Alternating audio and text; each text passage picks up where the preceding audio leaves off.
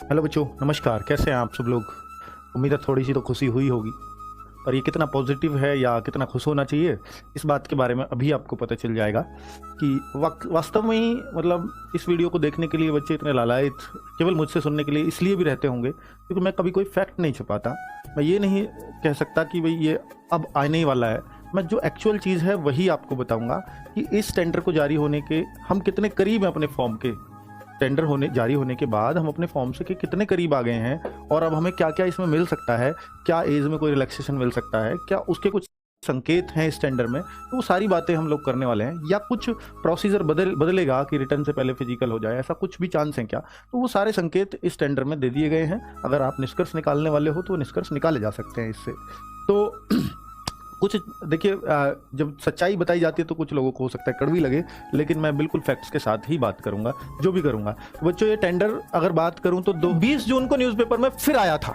20 जून के न्यूज़पेपर में सबको पता होगा उस टाइम पर 53,000 भर्तियों की जिक्र हुआ था कि इतनी सीधी भर्ती आने वाली है। तो उस टाइम पे 15 जुलाई तक टेंडर प्रकाशित करने की बात थी। आप सब लोगों को याद होगा कि निविदा 15 जुलाई तक आ जाएंगी, तो इसका वेट कर रहे थे। और 15 जुलाई के बाद हम लोगों पे किसी पे कोई अपडेट नहीं था। बीच में एक FAQ आया, मैंने वीडियो भी बनाई उस पर। वो अच्छी बात थी कि उसमें कैलेंडर वगैरह की बात की गई थी। तो ये 15 जुलाई की वजह, ये 15 जुलाई को नहीं आया। आज कितने को आया? 17 अगस्त को। यही टेंडर सेल 1 महीना तो यही लेट हो गया। ठीक है, जिनके कहे हुए अनुसार, जिसमें कह रहे हैं कुछ ही दिन पहले, जस्ट 20-25 दिन पहले, तब ये अपने आप में 60 दिन ले जाते हैं, मतलब टोटल 50-60 दिन, 20 दिन पहले कही हुई बात पे भी। अब मैं आपके सामने उस चीज को रख रहा हूं कि जो टेंडर आया है, वैसे इसमें आपको समझने की कोई विशेष बात नहीं है। टेंडर ऐसे ही जारी होते हैं। इसमें जो काम की बातें हैं वो मैं अलग से समझा ही दूंगा। 20 लाख से 25 लाख आपको फॉर्म बताए गए हैं। आपको नहीं बताए गए, कंपनी को बताए गए हैं। आपके लिए कोई सूचना नहीं है। आपको तो बस ये इसको देख के खुश हो जाओ, और कोई सूचना इसमें आपके काम की तो नहीं है। ठीक है, आपके काम की कोई सूचना इसमें नहीं है। अब मैं आपको और दिखाने वाला हूं कि भाई ये और क्या है। देखिए, ये 20 से 25 लाख जो फॉर्म है ना, ये एक चीज का इशारा जरूर करते हैं। पिछली बार यूपी पुलिस में 23 लाख फॉर्म भरे गए थे पिछली बार। तो इससे ये अंदाजा लग रहा है कि यार इस बार एक तो वैकेंसी ज्यादा, और जैसे जैसे आगे आगे साल बढ़ते हैं ना, पहले 23 लाख से पहले अगर 2-4 साल 5 साल पहले जाऊं तो फॉर्म हो सकता है 15 लाख ही आते हों। तो जैसे समय बढ़ता है तो 12वीं करने वाले लोगों की संख्या ज्यादा है, ओवरेज होने वालों की संख्या कम है, तो ये संख्या तो फॉर्म की हमेशा बढ़ती चली जाएगी। और इन्होंने 20 से 25 लाख फॉर्म दिया है, और इसमें एज क्या रखी गई थी? 18 से 22। हालांकि 1 साल की छूट दी गई थी, वो इन्होंने पहले बोल दिया था, इसलिए छूट दी थी इन्होंने 49,000 वाली भर्ती में।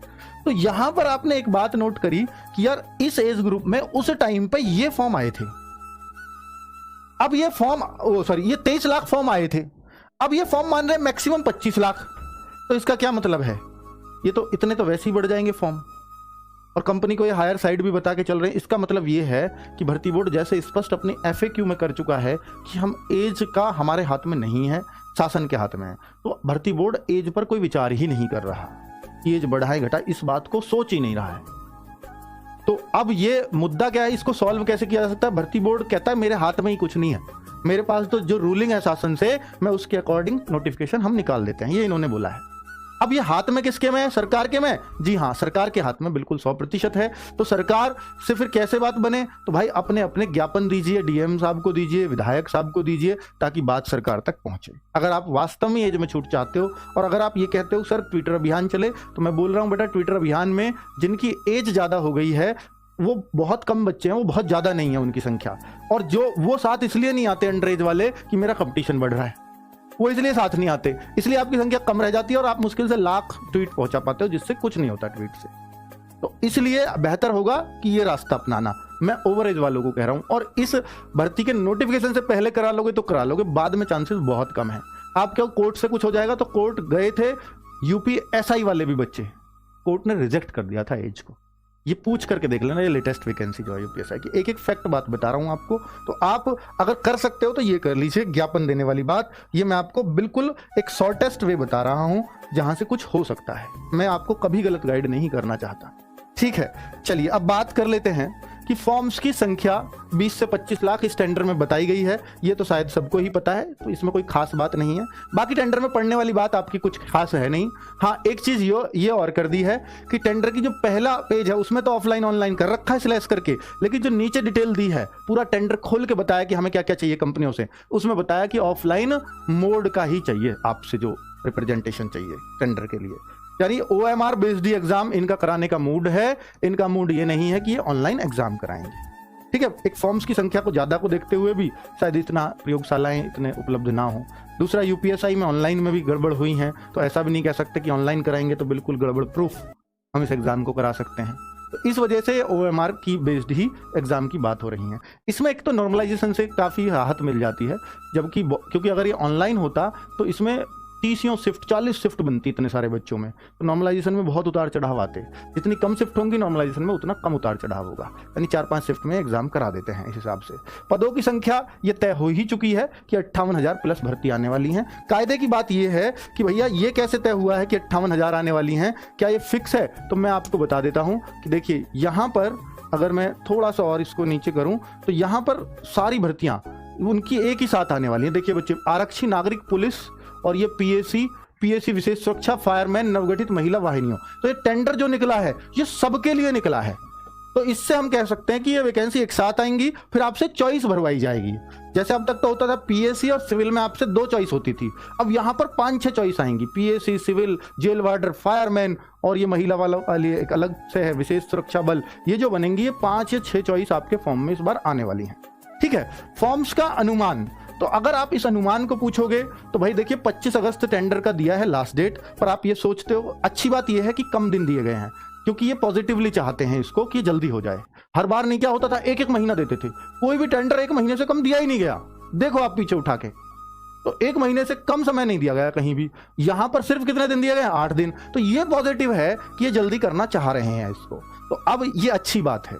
इससे लगता है कि शायद कुछ उम्मीद बन जाए। और क्या 25 अगस्त को टेंडर फाइनल हो जाएगा? नहीं, इसके बाद कंपनियों से इंटरनल प्रक्रिया चलेगी, भाई कौन सी कंपनी छांटनी है, कैसे करनी है, कितना रेट है, क्या है, वो सब कुछ अंदर चलेगा।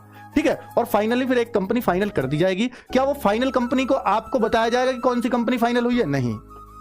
फिर क्या होगा इसके बाद? अगला स्टेप, सीधे फॉर्म आ सकते हैं, सीधे फॉर्म आ सकते हैं। इसका प्रोसेस हो सकता है बता दिया जाए, हो सकता है ना बताया जाए, लेकिन फॉर्म का ही बताया जाएगा। जब कंपनी फाइनल हो जाएगी तो कंपनी को दिया जाएगा कि आपके इतने फॉर्म है, अब आप बताइए फॉर्म निकालने में कितना टाइम लोगे। ये साइट, वेबसाइट जो भी है उसका विकसित करने में, जो भी कुछ करेंगे, अपना डेटाबेस रखने में थोड़ा समय लगेगा इनको भी। अगर ये 25 को फाइनल हो जाते, 25 को हो गए तो भी 1 महीना और मान लीजिए, 25 सितंबर तक तो इनकी इंटरनल प्रक्रिया चलेगी, जब ये बहुत तेज करेंगे। और 1 महीना इसके बाद कंपनी फिर ले लेगी फॉर्म के लिए। तो 25 अक्टूबर से पहले तो कोई चांस ही नहीं है कि फॉर्म आ जाए। ठीक है, मतलब आप अक्टूबर खत्म मान लीजिए, नवंबर से पहले कोई भी चांस नहीं है कि आपका फॉर्म आ जाए, क्योंकि 25 अक्टूबर तो खत्म ही हो गया। तो नवंबर से पहले कोई चांस नहीं है फॉर्म के। और मैं हमेशा बोलता रहा हूं कि इस साल फॉर्म आएंगे, लेकिन ये ले आए लास्ट तक इसको।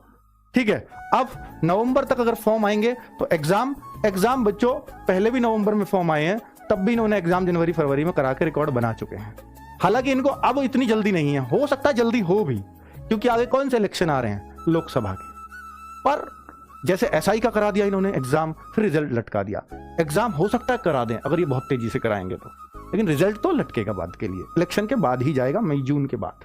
ठीक है, चलिए, तो अच्छी बात है भाई, फॉर्म भर जाएं, बच्चे निश्चिंत हो जाएं, फिर वो अपनी मेहनत कर लें। चाहे एग्जाम फरवरी में हो या इलेक्शन के बाद हो, बच्चे एक निश्चिंत रूप से तैयारी कर सकते हैं। मेरे ख्याल से वो बेहतर बात भी है। एज का छूट में अनुमान, भाई मैंने आपको बता दिया कि भर्ती बोर्ड हाथ अपने खड़े कर रहा है इसमें। अब शासन के हाथ में है। अब शासन कौन है? सरकार है। आप शासन तक बात कैसे पहुंचा सकते हो? अपने जिले के जिलाधीश, या आप सीधा अपने विधायक को पत्र देकर। विधायक यार आपने चुने हैं तो उनसे तो इतनी रिक्वेस्ट आपकी बनती भी है। ठीक है, चलिए, ताकि वो उठा सकें इस मामले को। सरकार के विधायक होंगे तो ज्यादा कामयाबी मिलने के चांसेस रहेंगे। अब आप विपक्षी सरकार के जाते हैं तो विपक्षी सरकार तो मामला शिक्षक भर्ती का उठा चुकी है, उनको सीधा जवाब नहीं आएंगी। ठीक है, अब शायद पक्ष के ही विधायक उठाएंगे तो ज्यादा बढ़िया रहेगा, तो आप पक्ष के विधायकों से ज्यादा मिलिएगा ताकि वो सरकार में बात कर सके।